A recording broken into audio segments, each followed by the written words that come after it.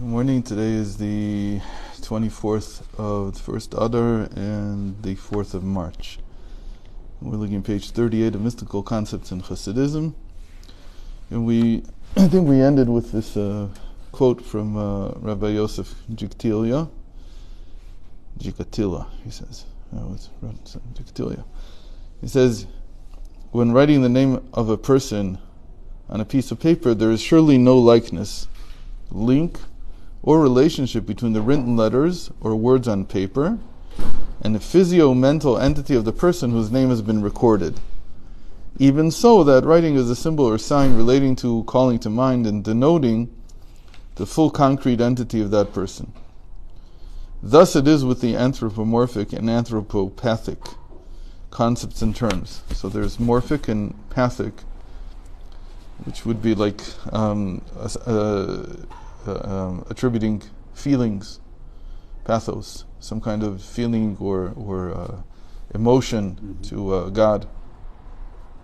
There is no concrete or direct link or likeness between them and the meanings they seek to express, but nonetheless they are corresponding signs and symbols relating to and denoting specific categories, notions, and concepts that are of a strictly spiritual nature, non-spatial and non-temporal.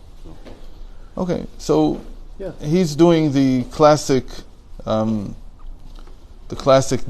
disclaimer, let's call it, and that's the way that anybody who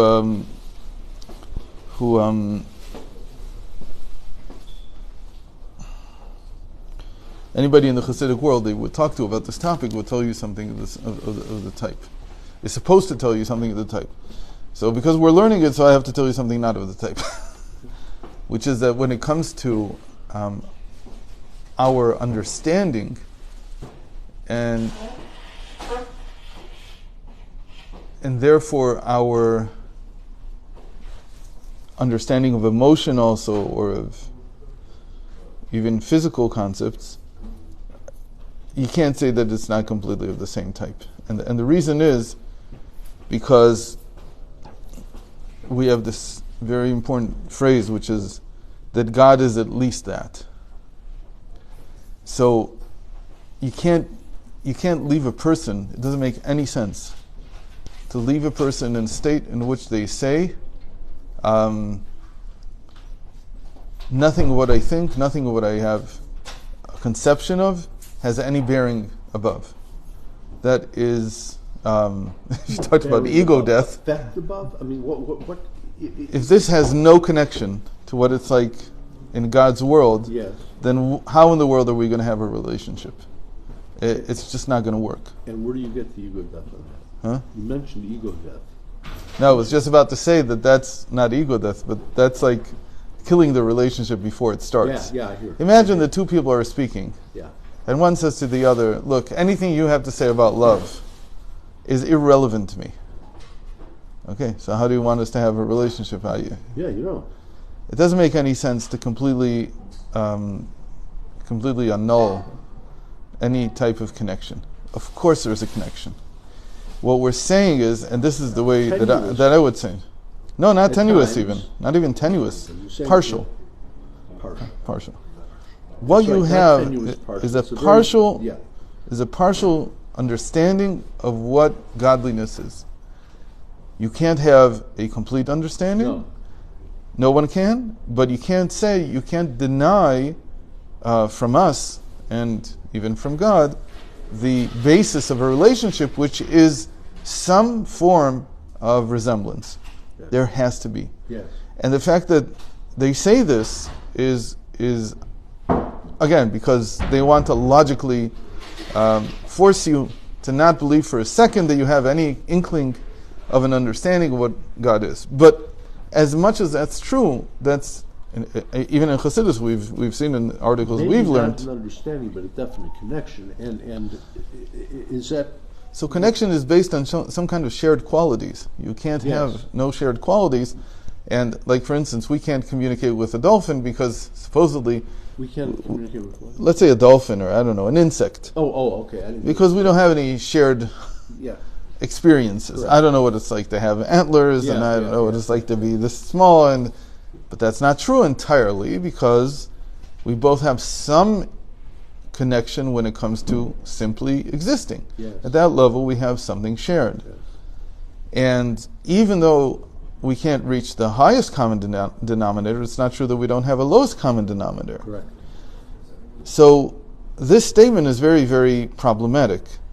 Again, it's meant to it's like a clause in a legal document. Yeah, I hear. It's supposed to tell you A disclaimer. It's a disclaimer. Yeah.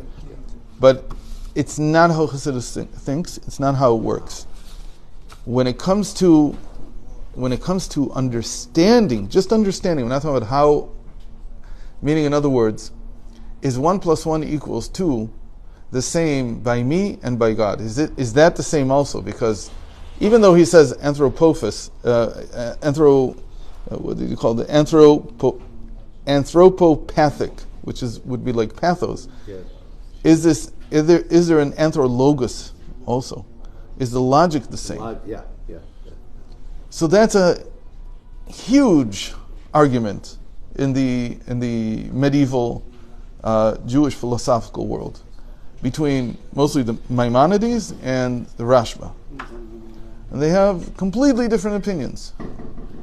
Maimonides says, what I consider to be a paradox, let's say I have some kind of paradox, has no meaning whatsoever by God. My paradoxes, my paradox don't mean anything. Why? Not because he doesn't understand what paradox is. He theoretically could. But rather because for him there cannot be a state of dislogic. Yeah, that's what in other words, my logic and his logic. No, that's exactly the point. That he comes and says, let's take a paradox, a classic paradox by the Rambam, by Maimonides. A square circle would be a paradox. Yeah. Like, how can you do that? Yeah. So says Maimonides, there's no such thing in God either. It doesn't exist in me, it doesn't exist in him. He cannot tolerate it any more than I can. And so Maimonides wants to actually make our logic similar. That we think the same way that he thinks. So when it comes to logos, he thinks it's exactly the same. So a paradox is a problem in me. It's not a problem in him. He doesn't suffer from paradoxes because they simply don't make sense. Yes. If you've been able to corner me into a paradox, that's a bit of trickery that he's not going to fall into. Yeah. Something like that. Yeah. But Rashba says, no, he's so similar to us. Or dissimilar. Again, depends on how you look at it. That logical paradoxes do mean something for him. In other words, he's able to understand me so well that he even understands paradox. There's two ways of seeing it. One is saying, well, he's so different that those are really disparate. There's very different. Yeah. And so when you come to Logos, and when you come to Chassidus about Logos, so there's an understanding in Chassidus that certainly 100% what we understand in Torah is what God understands. Yeah, there could be that he understands more, but certainly 100% what we understand. In other words, there's no other. Rambam would say the same thing. I think so. Yeah. Okay. Yeah. No, and even the Rashba would say the same thing. It's just a question of whether they're going. What are they doing with paradox, which is the end of human understanding or beyond human understanding? Is that also part of God's thinking, or is it not? Do we separate there, or are we also the same there? So what you see pretty much in the major there's a lot of again debate about paradox, but what everybody agrees on is that his logic is our logic. It has to be the same. Yeah. Or to put it another way, the way that it's said in Chassidus, if the Torah was given in some other solar system with another planet with other beings, would they have a completely different understanding that would be correct meaning that God would include another completely different understanding that we don't know, and therefore they could be doing mitzvot, they could be doing commandments in a completely different way. So those are the two issues here. First of all, you have to have some similarity for there to be a relationship. Otherwise, and this is in the pathos, in the feelings, and even in the understanding of experience. In other words, if I talk to God about my pain in my abdomen, and that is not any part of his reality, what's the point? Stop whining about it. There's no point. He doesn't understand it. But that certainly can't be, because I hold 100% that he has at least my understanding. He created us. Right? So he has at least this much understanding. Yes. The fact that he has much more and much greater, that's fine. Okay, so I think that's a very important statement about this whole, how to end this whole thing about anthropomorphisms and so on. If this is a good place to end, it's a good place. Okay, It's a so good time to end. let's end it now. Okay. That was very excellent.